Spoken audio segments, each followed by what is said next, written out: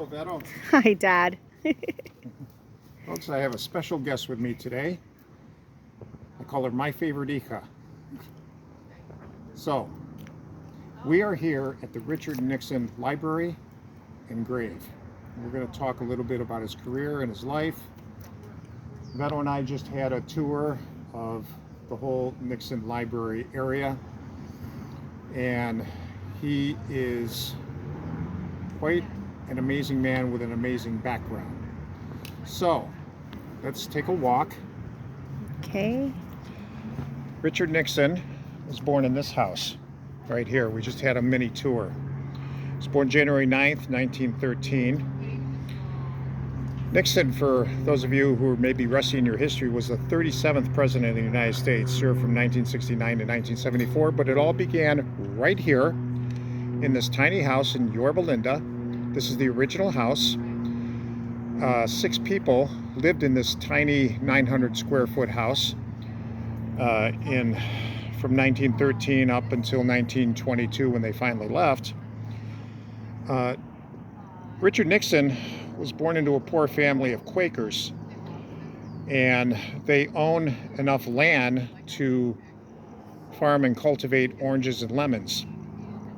Apparently, the business just wasn't turning over enough money, so they moved out of this house and went to Whittier, where Richard graduated from high school, and he went on to Duke University of Law. He graduated Duke University of Law in 1937, and he passed the bar, began practicing law in Whittier.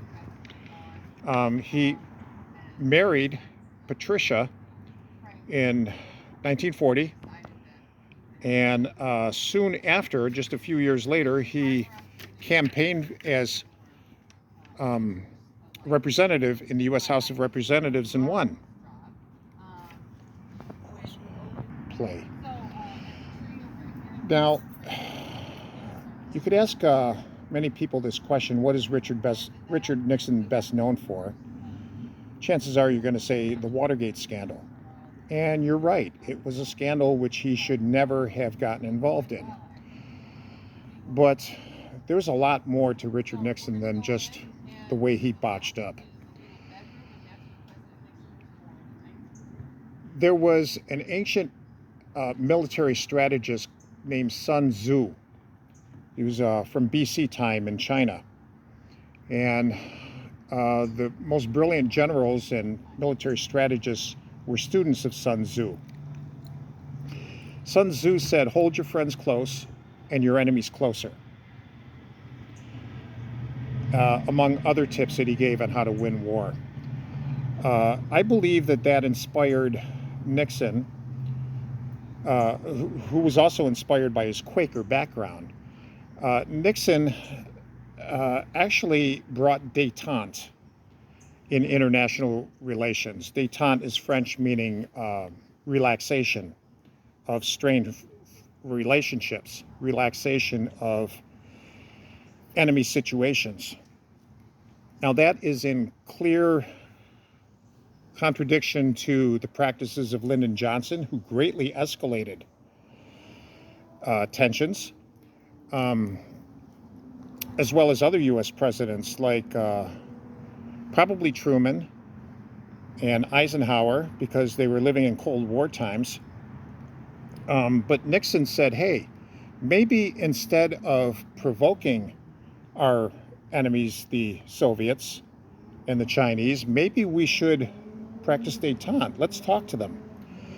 And this is a strategy that worked a bit. Now, there were problems, there were difficulties, but he brought a lot of peace to the world that wouldn't have been brought with other presidents. Now, Obama copied the détente situation when he started talking to Cuba and opened up relationships with them. Donald Trump did the same thing with North Korea when he met with Kim Jong-un.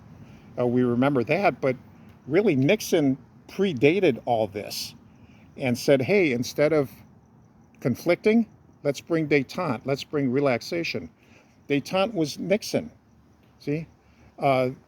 Relaxation of tensions wasn't brought on by some long-haired freaky person dressed as a hippie. No, the long-haired freaky people had nothing to do with that. That was Richard Nixon that opened up relationships with China. He cracked the bamboo curtain. He cracked the Iron Curtain. The strategic arms limitation talks, not proliferation, but limitation with the Soviets. That was Richard Nixon. Mass desegregation of public schools, which desegregation was declared unconstitutional back in 1954, but it still was largely not practiced. Richard Nixon pushed it many years later. The Environmental Protection Agency, the first official Earth Day, the Clean Air Act, none of that was other people. That was all Nixon. Of course, he, during his administration, the first man on the moon, walked on the moon. The withdrawal from Vietnam. Johnson greatly expanded the war in Vietnam, and Nixon scaled it back and eventually withdrew.